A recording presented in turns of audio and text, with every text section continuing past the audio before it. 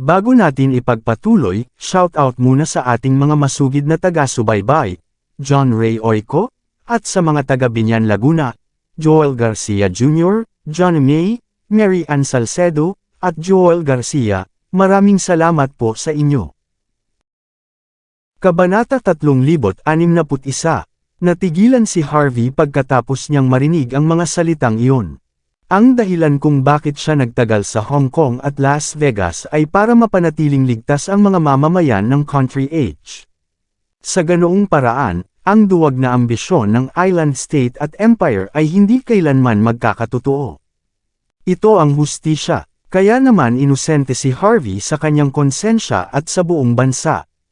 Ngunit nang sabihin sa kanya ni Queenie na ang bansa H ay magiging mas ligtas kung uupo siya sa trono. Nataranta si Harvey, gayunpaman, ang kapalaran ay maaaring pabago-bago. Pinag-aralan ni Queenie ang tulalang ekspresyon ni Harvey bago ipinikit ang kanyang mga mata sa mga matataas na tao ng Yorks ng Hong Kong, na nalilito rin. Ang Yorks ng Hong Kong ay naghihintay ng angkop na kapalit sa loob ng maraming taon, simula niya nang may maliit na ngiti. At ikaw ang pinaka-qualified na tao para sa papel na iyon, Harvey. Lumapit si Queenie kay Harvey at nagsimulang bumulong sa tenga niya. Kung sa tingin mo hindi ako sapat para sa'yo, magagawa sana naming ipalabas ang kasal. As long as we do a good job sa show, safe ang mga taga-bansa H. Patas na kalakalan, hindi ba? Tuluyan nang ang hindi nakaimak si Harvey. Habang nakatayo siya doon na nalilito, bumalik sa katinoan si Lexi. Lumapit siya kay Queenie, na galit, at tinuro ng bastos na daliri si Queenie. Queenie, maldite ka. Itikong mo ang bibig mo ngayon din. Gumagana ba ang utak mo? Ikaw lang ang adopted daughter ni Lord York. Kahit pakasalan ka ni Harvey, sa tingin mo ba madali lang siyang maging bagong young master? Baliw ka ba? May sasabihin ako sa'yo.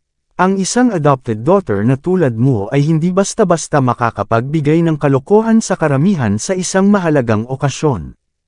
Nang makarating sa puntong ito, napuno ng hindi mapigil ang galit si Lexi. Binalak niyang ipasailalim si Vince kay Marcel ng ilang taon para doon, para lamang kay Vince na opisyal na kunin ang posisyon ng young master. Paano niya matatanggap ang hindi inaasahang pangyayari? Kasabay nito, napagtanto din ng mga nakatataas. Ang ilan sa kanila ay pumalakpak bilang senyales sa mga gwardya. Mabilis! Paalisan mo sina Queenie at Harvey dito. Huwag nila tayong ipahiya. Sinira nila ang birthday party ni Lola York. Sa kanilang mga utos, ang mga gwardya ng pamilya ay humakbang pasulong at sumalakay sa lugar sa susunod na sandali. Handa si Queenie sa sitwasyong ito. Pumalakpak din siya, at agad na lumapit ang mga piling York ng Hong Kong. Maaaring sumiklab ang away anumang oras. Napakakapal ng tensyon sa hangin, maaari itong putulin na parang kutsilyo.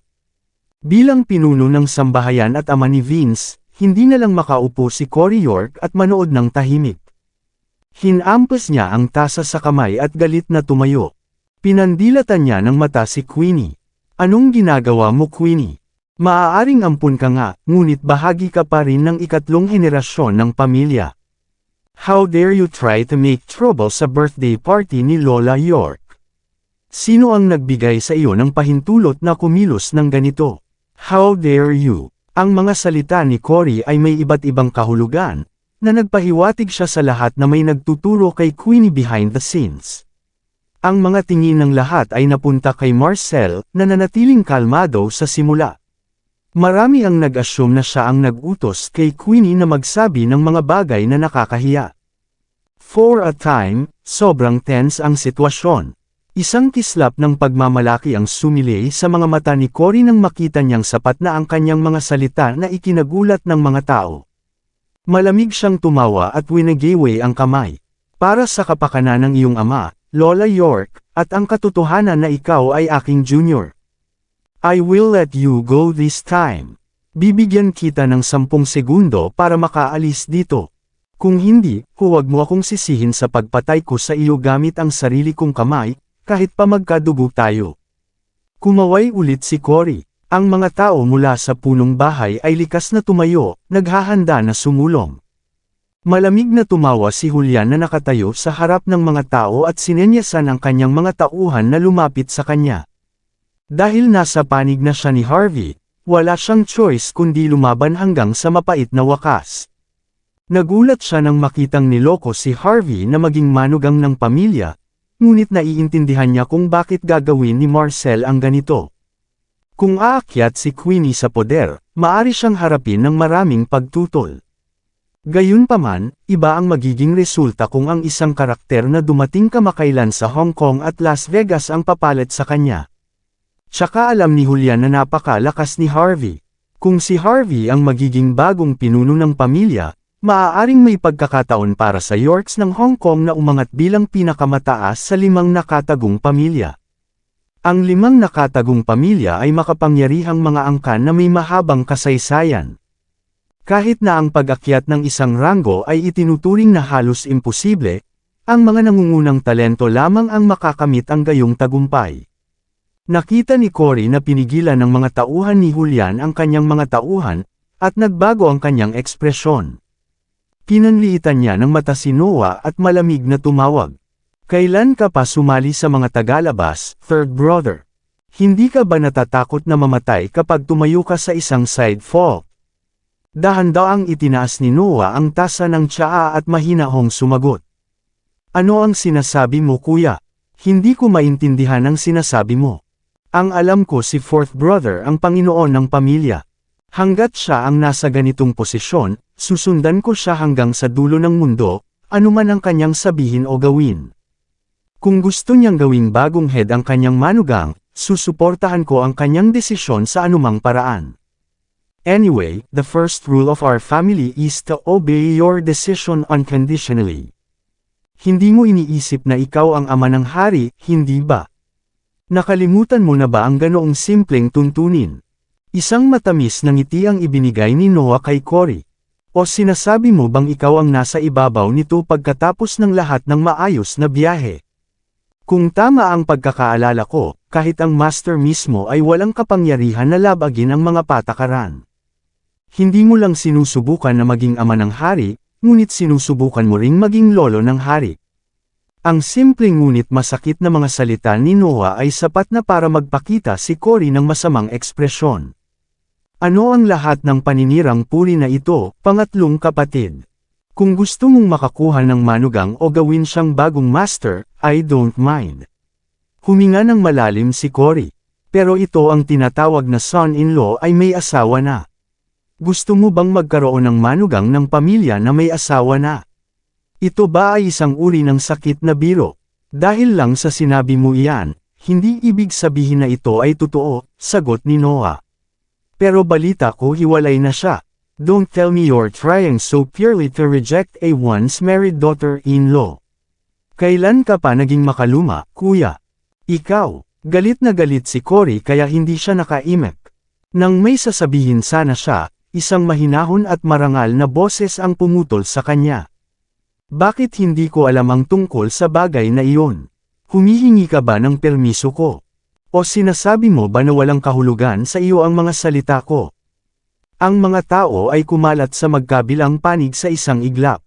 Sa pinakamalalim na bahagi ng bulwagan, nakita si Lola York na nakasuot ng puting damit, na napapalibutan ng 12-dosenang tao. Medyo sexy ang mukha niya pero elegante pa rin. Ang kanyang kagandahan mula sa kanyang kabataan ay makikita pa rin kahit sa kanyang edad ngayon. Nagdala rin siya ng nakakatakot na aura na lumabas sa kanyang katawan, na nagbibigay ng gana sa iba na lumuhad pagkatapos ng isang sulyap sa kanya. Sa karamihan ng tao kasama si Lola York, mayroong isang kalmadong lalaki na nakasuot ng berdeng damit.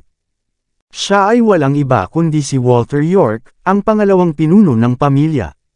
Siya ay nahuhumaling sa martial arts, ngunit hindi niya ipinakita ang bahaging iyon ng kanyang sarili. Nakataas ang kanyang ulo, at medyo malakas siya, na parang makakapatay siya ng toro sa isang suntok. Tahimik na tumingin kay Lola York si Harvey na nakatayo sa gitna ng karamihan. Nakakatakot talaga ang itsura ng babae. Ang kanyang ugali lamang ay nakapagbigay na ng medyo mabigat na presyon. Sa paghusga sa kanyang mapagmataas na pag-uugali, masasabi ng lahat na siya ay karaniwang layaw na walang katapusan, na parabang siya ay isang reyna, na gagawin niya ang anumang gusto niya nang walang anumang paghihigpit. Ang mga taong katulad niya ang pinakamahirap pakitunguhan. Sila rin ang pinaka nakakatakot.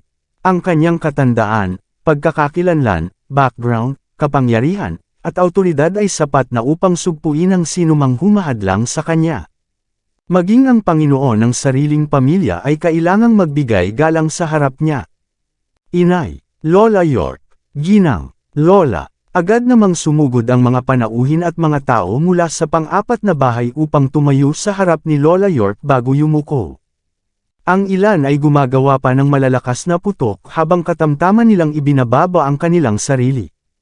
Maging sina Cory, Lexi, at lahat na kanina pa masungit ay nagmamadaling nagsama-sama at tahimik na naghintay na si Lola York ang bahala sa sitwasyon. Lumapit si Vince kay Lola York at niyakap ito. Bakit hindi ka magpahinga sa silid sa likod, Lola? Sobrang ingay sa labas. Sa tingin mo kaya kung manatili doon? Sagot ni Lola York. Kung mananatili pa ako doon, ang Yorks ng Hong Kong ay mawawasak. Naningkit ang mga mata ng lahat matapos marinig ang mahinahon niyang salita. Tahimik na tumingin si Lola York kay Noah. Halika dito, Noah. May gusto ka bang gawin ko, inay? Namilog ang mga mata ni Noah, ngunit pumunta pa rin siya sa kay Lola York bago yumuko ng may paggalang. Pinagsalikop niya ang kanyang mga daliri, sinenyasan si Noah na ay lapit ang kanyang mukha sa kanya. Tulad ng ginawa ni Noah, napilitan siyang tumanggap ng isang sampal sa mukha, na namamaga ng masakit pagkaraan ng ilang sandali. Sampal, muntik nang mapalipad si Noah bago niya pinatatag ang sarili. Yumuko siya sa katinakpan ang mukha niya. Kung masama ang loob mo inay maaari kang magpatuloy hanggang sa masiyahan ka. Kaya kung tanggapin. Sampal, isang beses na sinampal ni Lola York si Noah sa mukha na naging sanhi ng pagdugo nito. Napa-atres siya, natauhan si Julian at binuhat ang ama bago pa madapa ang huli. Gayunpaman, hindi maglakas loob si Noah na tanungin si Lola York, at hindi rin siya magtangkang lumaban. Isa pa, ang babaeng nasa harapan niya ay sarili niyang ina. Hindi siya maglalakas loob na labanan siya, kahit nataglay niya ang lahat ng lakas ng loob sa mundo. Sampal, ngayon ay ang aking kaarawan. How dare you try to stir up trouble between Marcel and Cory in front of all these guests and family? Sa tingin mo walang sinuman sa pamilya ang makakapigil sa iyo? O sa tingin mo ba nasa bingit na ako ng kamatayan? Sampal, kailan ka nagkaroon ng karapatang sigawan ang iyong kapatid sa publiko? Sampal, hindi ka ba marunong rumspeto sa nakatatanda? Sampal, tinuruan ba kita kung paano kumilos ng ganito noong bata ka pa? Sampal, ano ang nagbigay sa iyo ng lakas ng loob para maging ganito kayabang sa harap ko? Inilapat ni Lola York ang kanyang palad sa mukha ni Noah sa tuwing nagsasalita siya.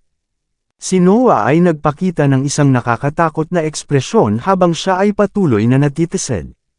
Sampal, ano, binilisan mo ang bibig mo bago ako nagpakita.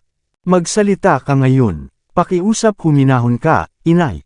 Hindi man lang naglakas loob na takpan ni Noah ang kanyang mukha habang pinipilit niyang ngumiti. Hindi ako ang may gawa ng problema. Hindi ako mangangahas na gumawa ng ganoong kalaking gulo sa iyong kaarawan, kahit na mayroon akong lakas ng loob. Ito lang na ang fourth brother ay inilagay ang kanyang puso at kaluluwa sa Yorks ng Hong Kong sa loob ng maraming taon. Pinaghirapan niya ang lahat. After his son died 10 years ago, ang meron lang siya ay si Queenie. Gusto lang niya ng isang mabuting manugang na humalili sa kanya. Ano ang mali doon? Ito ay makatwiran, tama ba? Bilang isang magulang, naiintindihan ko ang kanyang nararamdaman. Agree ako sa desisyon niya. Baka bigyan ka pa nila ng apo sa lalong madaling panahon. Gusto mo rin naman yan, di ba? Ang magalang na ekspresyon ni Noah ay mukhang kakaiba kahit gaano pa ito tingnan ni Harvey. Hindi niya alam kung ano mismo ang ipinangako ni Marcel kay Noah para gawin itong mahirap kay Noah. Kahit sa sandaling ito, maliban sa pagtayo at pagyuko ay walang ibang ginawa si Marcel, na parang siya pa rin ang may kontrol sa sitwasyon. Nang makita ito, lubos na humanga si Harvey kay Marcel. Kailangan ng pasensya para makamit ang magagandang bagay, at talagang kaya ni Marcel. Nagawa pa rin niyang panatilihin ang kanyang pagkakalmado kahit na nagpakita na si Lola York, at hindi siya gagawa ng aksyon maliban kung talagang kinakailangan. Pinagdikit ni Noah ang kanyang mga kamay at sinabing, "Inay, ang dalawang ito ay mag-asawang ginawa sa langit. Ang kanilang kasal ay aabot ng mga siglo kung sila ay ikasal sa iyong kaarawan." Sa tingin ko, sampal, muli namang ibinaon ni Lola York ang likod ng kanyang kamay sa mukha ni Noah, na nagpabagsak sa kanya sa lupa. "Kailan ka nagkaroon ng karapatang magtanong sa akin, Noah? Birthday ko ngayon, pero naglakas loob ka pang guluhin ako. Are you trying to make me force my hand against Marcel so you have a chance to rise to power? Dahil anak kita, hahayaan kitang mabuhay. Kung bubuksan mo ang iyong mapahamak na bibig, hindi mo na magagawang maging pangatlong ulo ng pamilya. Sige gawin mo," hamon ni Noah. Kabanata 3065. Mapait na tumawa si Noah. "Kahit na ikaw ang pumalit sa aking posisyon, dapat kong sabihin sa iyo ang lahat." Sa wakas, pinabayaan na ni fourth brother ang nangyari 10 taon na ang nakararaan. Handa na siyang mamuhay ng bagong buhay. Ito ay mahusay para sa Yorks ng Hong Kong. Ang gusto lang niya ngayon ay ang makasal ang kanyang anak sa isang mabuting lalaki, at isa sa walang kapantay na talento. Natural lang, hindi mo ba matutupad ang tanging hiling ni fourth brother? Tumahimik ka. Si Lola York ay humakbang pasulong, ang kanyang mukha ay nanlamig. "Maaaring 80 taong gulang na ako, ngunit hindi ako tanga. Wala akong pakialam kung gusto niya ng mapagkakatiwalaang manugang. Ngunit kaya mo ba talagang itaas ang iyong pamilya sa ganitong paraan?" Patuloy na mangarap. Ang mga York ng Hong Kong ay tatanggap lamang ng mga direktang inapo ng pamilya. Ito ang ating pamana. Iyan ay isang hindi mapag-aalinlanganang katotohanan. Iyan ang itinakda ng ating pamilya. Ang sinumang sumuway ay papatayin ng walang awa. Kahit nalabagin ng kanyang amo ang panuntunang ito, mapaparusahan din siya tulad ng iba. Kung magsasalita ka pa Noah, papatayin kita minsan kahit anak kita. Naningkit ang mga mata ni Noah sa gulat sa banta ni Lola York. Kita niya ang killing intent na tumataas sa matalim niyang titig. Alam niyang papatayin talaga siya kapag nagpatuloy siya sa pagsasalita. Napasulyap lang si Noah kay Marcel bago mabilis na umatras at tinakpan ang mukha. Matapos harapin si Noah ay pinaningkitan ni Lola York si Harvey na nakatayo sa karamihan. Malayo ang tingin sa mukha niya. "Harvey, tama ba? Nagpadala ako ng isang tao upang sabihin sa iyo na kailangan mong lumabas sa hangganan sa loob ng 24 na oras. Hindi mo lang sinuwi ang utos ko, pati bodyguard ko ay pinatay mo. Kaya kung bitawan ito dahil sinusuportahan ka ni Marcel, ngunit ito ang birthday party ko. Hindi kita tinatanggap, kaya umalis ka na dito ngayon din. Wala kang lugar dito." Tumingin si Harvey kay Lola York bago ngumiti ng matamis. "Dahil pinakawalan mo ang katotohanan na ako ang pumatay kay Jackknife. I'll ignore the fact that she's an islander for now. At saka, hindi ako pumunta dito para sa iyong kaarawan. At saka, hindi ka karapat-dapat para sa akin. Dumating ako dahil inimbitahan ako ni Lord York at Lady Judd dito. Hindi ako makakaalis hanggat hindi nila sinasabi. Hindi ako maging magalang kung gagawin ko ito nang walang pahintulot nila. Sa madaling salita, walang kahulugan sa akin ang mga salita mo, naiintindihan mo ba?" Walang emosyon at naka-poker face si Harvey. Karaniwang iginagalang niya ang mga nakatatanda, ngunit dahil hindi masabi ni Lola York ang tama sa mali at may taga-isla sa kanyang tabi bilang isang mapagkakatiwalaang subordinate, si Harvey ay walang paggalang sa kanya. "How dare you?" Nagdilim ang mukha ni Lola York sa isang iglap. "Nakakainis ka. Sino ang nagbigay ng lakas ng loob sa'yo para kausapin ako ng ganito? Paalisan mo siya dito. Kung lumaban siya, barilin mo. Ang sinumang magtatanggol sa kanya ay paparusahan sa parehong paraan." Sa kanyang utos, lumabas ang ilang babaeng nakasuot ng simpleng damit na may malamig na ekspresyon. Ang kanilang mga mata ay malamig na parang yelo, at ang kanilang hangarin sa pagpatay ay maliwanag. Natural, lahat sila ay miyembro. Nagtataka si Walter kay Harvey, sabik na makita ang lakas ng maalamat na nagawang pumatay ng ilang Sword Saints. Puff, puff, puff. Sabay-sabay na sumuntok kay Harvey ang mga babaeng naka-plain clothes. Nagtama ang kanilang mga mata sa isang matinding titig, na para bang gusto na nilang mamatay si Harvey. Paglapit pa lang nila ay may nakitang anino na lumipad mula sa likod ng hall. Ang mga nakatagong talam ay bumaril mula sa anino gamit ang isang alon. Nanginginig ang mga babaeng nakasuot ng simpleng damit habang ang isang pilak na nagningning ay kumislap sa harap ng mga mata ng lahat. Kitang-kita ang matengkad na pulang sugat sa bawat palso nila. Sino ba ang naglakas loob na hawakan ang aking manugang? Makikita ang malamig na mukha ni Selena habang galit na tumitingin sa buong karamihan. Mukha siyang dominante. Mrs. Judd, ano ang sinusubukan mong gawin? Matapos makitang pinoprotektahan ni Selena si Harvey sa isang napakahalagang sandali, ang mga nakatataas sa pamilya ay nasa kompletong posisyon. Ang mga Hamilton, ang Mendoza, at ang Clarks, at lahat ng iba ay nagulat. Walang inaasahan na magkakaroon si Harvey ng ganoong kakomplikadong relasyon sa mga York ng Hong Kong. Gusto siya ni Lola ni York na lumabas sa mga hangganan, ngunit ginagawa ni Lady Judd ang lahat para mapanatili siyang ligtas. Ang puso ni Vince at ang mga miyembro ng pinuno ng mga pamilya ay nagulat. Hindi nila akalain na aabot ng ganito si Selena para gawin ang ganito. Walang humakbang papalapit, lumapit si Selena kay Harvey na may maayang tingin. Si Harvey ang mahal kong manugang. Hanggat nakatira siya sa Hong Kong, siya ay nasa ilalim ng aking proteksyon. Ang sinumang maglakas loob na tumawid dito ay dapat lumakad sa aking patay na katawan. Ang tono ni Selena ay hindi masyadong malupit, ngunit ang kanyang mga salita ay puno ng determinasyon. Masasabi ng lahat sa pamamagitan ng kanyang layunin sa pagpatay na hindi siya magdadalawang isip na patayin ang sinumang magtangkang tumuro kay Harvey. Anong nangyari sa iyo, Selena? Si Lola York ay nagpakita ng isang tunay na nakakatakot na ekspresyon. Bakit parang baliw ka sa sinasabi mo? How dare you defy me for a mistress like him? Hindi ako baliw, Lola York, sagot ni Selena, hindi kumikibo. Masasabi ko na ngayon na mahal ko si Harvey. Siya ay isang kamangha-manghang tao. Kung siya ang magiging manugang ko at ang bagong young master, talagang babangon ang York ng Hong Kong bilang pinuno ng 5 nakatagong pamilya. Malamig na tumawa si Lexi. Tigilan mo na ang pagsasabi ng kalokohan, Selena. Kahit na sumang-ayon si Lola York sa iyo, gusto mong mabuhay ang iyong manugang at maging bagong young master. At gusto mo siyang pamunuan niya ang Yorks ng Hong Kong.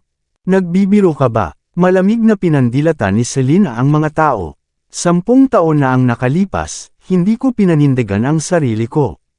Pero sa pagkakataong ito, gusto ko si Harvey bilang manugang ko. Gagawin ko ang lahat sa aking makakaya para mangyari ito. Kung magiging manugang ko siya, magkakaroon siya ng karapatang mamuno sa Yorks ng Hong Kong. Huwag kalimutan, si Lord York ang asawa ko. Pipiliin niya ang bagong young master. Pagkatapos ng lahat ito ay isang tuntunin ng pamilya. Ang mga tao ay nanginig sa mga salitang iyon. Pinaalalahanan ng lahat na may karapatan talaga si Marcel na magtalaga ng sinumang gusto niya bilang bagong young master. Kahit nakilala si Vince bilang young master ng pamilya, hindi siya kinilala ni Marcel noong una. Ito ang dahilan kung bakit gusto ni Vince na maging anak ni Marcel. Hindi matutupad ang pangarap ni Vince kung hindi ito aaminin ni Marcel. Magkakaroon lamang siya ng pagkakataong umangat sa kapangyarihan kung kunin siya ni Marcel sa ilalim ng kanyang pakpak. Kamakailan lang, naramdaman ni Vince na ginagamit ni Marcel si Queenie laban sa kanya. Nakaranas siya ng ilang pagkalugi noon, ngunit hindi siya masyadong nag-aalala. Kung tutuusin, sa kanyang mga mata, hinding-hindi hahayaan ni Lola York ang isang babae na kunin ang posisyon ng young master. Hindi lamang si Lola York, ang mga nakatataas sa pamilya ay hindi sasang-ayon sa desisyong iyon. Ngunit ngayon, ipinahayag ni Selena na gusto niyang maging manugang si Harvey at para tumaas ito sa ranggo. Napuno ng pag-aalala si Vince sa mga sandaling iyon. Alam niya kung gaano kahusay si Harvey. Kung umangat nga si Harvey sa poder, lahat ng pinlano ni Vince mahigit 10 taon na ang nakalilipas ay maglalagablang. Napuno ng galit ang mga mata ni Vince sa sandaling iyon. Napatahimik ang lahat, pinandilatan ni Lola York si Harvey, na sa simula pa lang ay laban na sa kanya. Pagkatapos ay lumingon siya kay Marcel na may singkit na mga mata. Sabihin mo sa akin, Marcel, ano sa tingin mo ang lalaking ito? Sabi mo gusto mo ng manugang, at gusto mo siyang umangat sa hanay sa pamilya. Si Marcel na buong oras ay tahimik, humakbang pasulong at yumuko sa harap ng kanyang ina. Tama iyan, parehong gusto namin ito ni Selena. Sana makaangat sa poder si Harvey sa ating pamilya. Handa akong gamitin ang aking karapatang italaga si Harvey bilang young master, at maging ang susunod na hari ng pamilya. Nawala ng kulay ang mga mukha ni Vince at ng iba pa. Nagdilim din ang ekspresyon ni Lola York. Binabati kita kay Lord York at sa mga York ng Hong Kong. May magandang manugang si Lord York, at magkakaroon ng bagong pinuno ang pamilya sa hinaharap. Sa patnubay ni Young Master York, tiyak na uunlad ang pamilya. Bulalas ni Fabian habang humahakbang pasulong. Bilang pinuno ng pamilya Hamilton, ibibigay ko ang aking buhay para sa kay Young Master York kahit ano pa ang mangyari. Pagkatapos, tumayo si Toby na may mahinang ngiti. Bilang pinuno ng pamilyang Clark, handa akong ibigay ang aking buhay para sa kay Young Master York kung kinakailangan. Namumukod tangi din si Morgan. Bilang pinuno ng pamilyang Johnson, handa akong gawin ang lahat para mapanatili ni Young Master York ang kanyang posisyon. Ngumiti si Noah at naglakad pasulong pagkatapos. Bilang ikatlong ulo ng pamilya, binabati ko si Lord York sa pagkakaroon ng napakagandang manugang, at si Sir York ang pupwesto sa bagong Young Master. Tinatanggap ka ng ika-4 na bahay, Young Master York. Magkasabay na humakbang ang ikatlo at ika-4 na bahay ng pamilya. Natahimik si Harvey na nasa crowd habang nakatingin ang lahat. Damn it! Sinalo ako ni Marcel. Sinubukan niyang kunin ang korona sa kaarawan ni Lola York. Di man lang siya humingi ng permiso sa akin para dito. Wala akong pakialam maging master. Ito ay isang biro. Maraming salamat sa lahat ng sumusubaybay. Please subscribe and follow my YouTube and Facebook channel, Filipino Novel. Maraming salamat po. Alam ni Harvey na ginagawa ni Marcel ang lahat ng ito upang sugpuin ang mga ambisyon ni Vince at mawalan ng pag-asa si Vince na umangat sa kapangyarihan. Ngunit ang biglaang pagkilos na ito ay nagtulak kay Harvey sa harapan. Mula sa araw na iyon ay hindi na tumitigil si Vince at ang pinuno ng sambahayan kay Harvey. Kahit naiintindihan ni Harvey ang mga dahilan at damdamin ni Marcel para gawin ito, pakiramdam niya ay sinaksak pa rin siya sa likod. Handa nang lumabas si Harvey at ipahayag na hindi siya ang magiging manugang ni Marcel. Ngunit lumingon sina Selena at Queenie na parang nagmamakaawa sa kanya na huwag lumayo. Siyempre alam nilang pipuntahan ng malaking target si Harvey sa araw na iyon. Ngunit para pigilan si Vince na bumangon sa loob ng pamilya at para pigilan ang The Empire at ang Island Nations sa pakikialam sa Hong Kong at Las Vegas, wala silang ibang pagpipilian. Damn! Tumahimik ka na. Galit na hinampas ni Lola York ang kanyang tungkod sa lupa, na puno ng hindi mapigil ang galit. Walang karapatan kayong makisali sa mga usapin ng pamilya. Kayong lahat ay kabilang sa mga York ng Hong Kong. Kahit na ang mga tao mula sa nangungunang 10 pamilya, ang iba pang 4 na nakatagong pamilya, at ang 4 na bansang haligi ay narito. Wala silang karapatang makisali. Ang puot ay nakasulat sa buong mukha ni Lola York. Kung may magsasalita pa man sa inyo, huwag niyo akong sisihin sa pagsira sa relasyon nating binuo sa mga nakaraang taon. Binigyan siya ni Fabian ng isang matapang na ngiti. Lola York, wala sa amin ang balak makisali. Umaasa lang kami na ang Hong Kong at Las Vegas ay manatili sa country age sa buong buhay namin. Hindi namin nais na ang mga York ng Hong Kong ay maging mga pawn para sa mga panlabas na kapangyarihan. Ginagawa lang namin ang aming makakaya upang makamit ang maliit na layunin na ito. Ganoon ba? Napakalamig ng mukha ni Lola York. Tapos, malamig siyang tumawa. Sinasabi mo ba na ipagkakanulo ng mga York ng Hong Kong ang ating sariling bansa kung hindi natin hahayaan ang tagalabas na ito na maging bagong young master?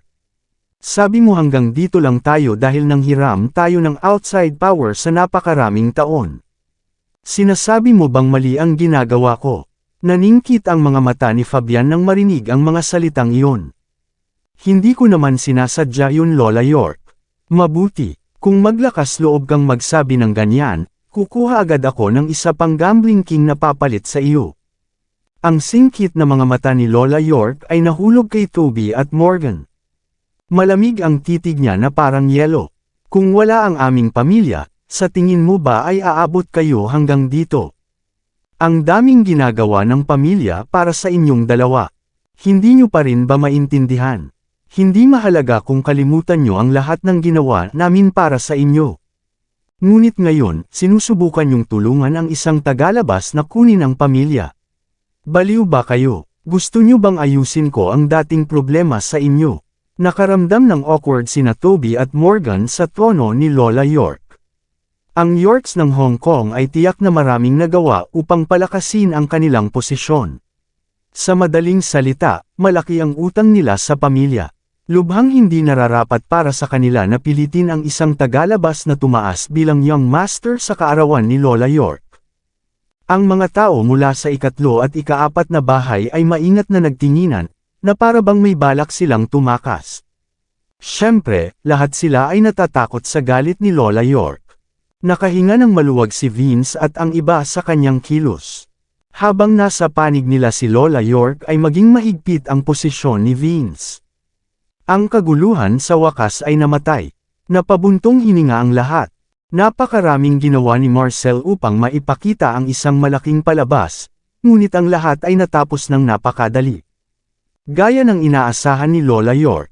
Sa sandaling ito, humakbang pasulong si Marcel at tumayo sa harap ni Harvey. Agad na nagbago ang ekspresyon ni Lola York. Inis niyang hinampas ang kanyang tungkod sa lupa. Marcel, sigaw niya sa galit. Ano ang ibig sabihin nito?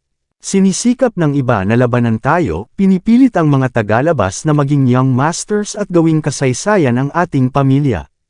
Ngunit bilang pinuno ng pamilya, kalimutan ang tungkol sa pagharap sa sitwasyon, pero sinusubukan mong gawin ang gusto nila. Baliw ka ba? Dapat kong isaalang-alang ang pagtatalaga ng ibang tao bilang pinuno ng pamilya kung iyon ang kaso. Huminga ng malalim si Marcel at tinitigan si Vince ng matagal.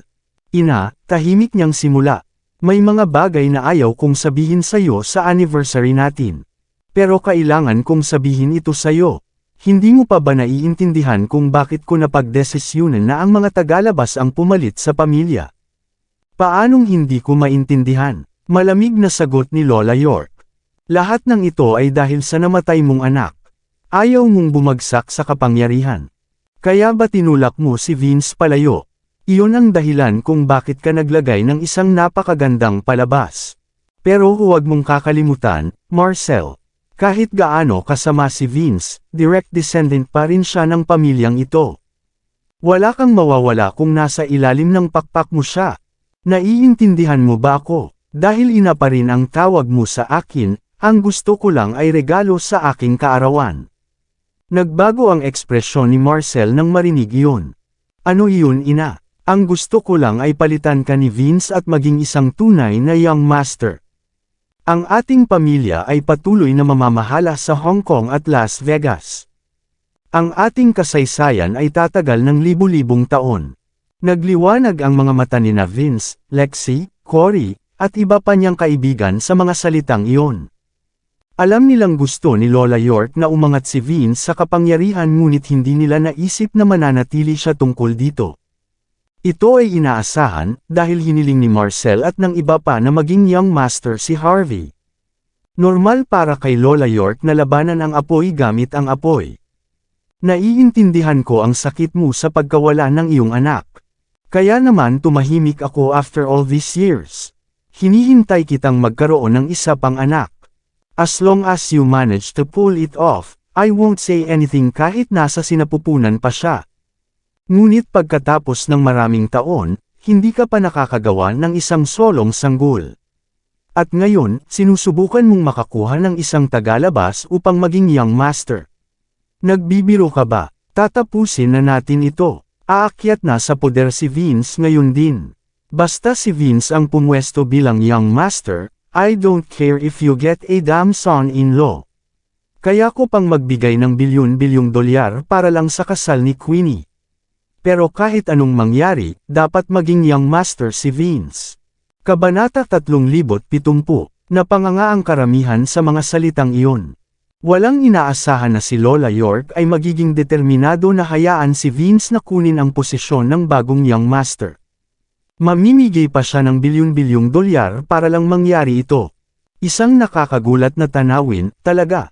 Ngunit pagkatapos ng pag-iisip tungkol dito, ito ay inaasahan. Paano kung kailangang magbayad ng maliit na halaga si Lola York para sa pagtaas ng kapangyarihan ni Vince? Ang maliit na babae na gumawa nito ay lihim na sumaludaw kay Marcel, na patuloy na gumagawa ng mga kompromiso para lamang kay Vince. Nang akala ng lahat na papayag si Marcel sa deal ay kumunat ang noo niya. Natatakot ako na hindi ko matupad ang iyong hiling, ina. Sumabog sa galit si Lola York. May balak ka bang awayin ako sa birthday ko? Hindi ko matatanggihan ang iyong pagbati sa iyong kaarawan dahil ito ang iyong handaan. Ngunit kung ang kinabukasan ng pamilya, ng lungsod, at maging ng buong bansa ay kasangkot, dapat ko itong tutulan. Hindi makabangon si Vince, kahit na hindi siya palitan ni Harvey. Kahit na ibang tao sa Hong Kong at Las Vegas, hindi maaaring iwan si Vince bilang isang young master. Nagdilim din ang mukha ni Vince dahil doon. Gusto niyang sampulin ang mukha ni Marcel. Hindi niya akalain na ang kanyang tiyuhin, si Lord York mismo, ay magiging ganoon kabastos sa kanya. Pinahiya siya sa harap ng lahat. Napuno ng galit si Vince. Sa kabilang banda ay malamig na tumawa si Lola York. Matigas ang ulo mong tao, Marcel. Hindi mo na ako pakikinggan pa. Sayang hindi mo pag-aari ang lugar, Marcel. Oo, ako ang may final say dito. Dahil hindi ka papayag sa mga tuntunin, kaya kong gawin ang anumang gusto ko. Ibinagsak ni Lola York ang kanyang tungkod sa lupa at malamig na bumulalas. Sobrang gulo ng pamilya dahil sa iyo, Harvey. Nararapat kang mamatay. Patayin mo siya ngayon din. Isang dosenang babaeng nakasuot ng simpleng damit ang humakbang pasulong at ibinunyag ang kanilang mga nakatagong espada. Napuno ng layuning pagpatay ang buong bulwagan, ang lugar ay lumalamig ng isang segundo.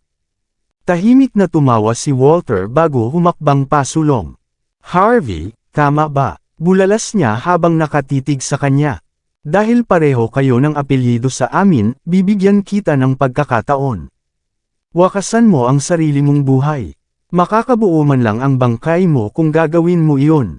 Magbibisita pa ako sa puntod mo sa parehong araw sa susunod na taon. Isang mahinang ngiti ang isinagot ni Harvey, ako. Ipapagawa mo sa akin yun.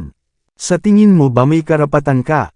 How dare you? Nabasag ang kalmadong ekspresyon ni Walter. Galit na sinuntok niya si Harvey. Lumilipad na ang kamay niya papunta kay Harvey. Iyon ay isang mabilis, brutal, at mapagpasyang pag-atake. Ang kapangyarihan sa loob ay simpleng nagwawasak. Kung dama po ang suntok na iyon, tiyak na mamamatay si Harvey. Bang! Bago pa umaksyon si Harvey, dumilim na ang mukha ni Selena at ikanaway niya ang kanyang kamay, inihayag ang nakatagong talam na ginamit niya sa pag-atake ni Walter. Swash! Swash! Swash!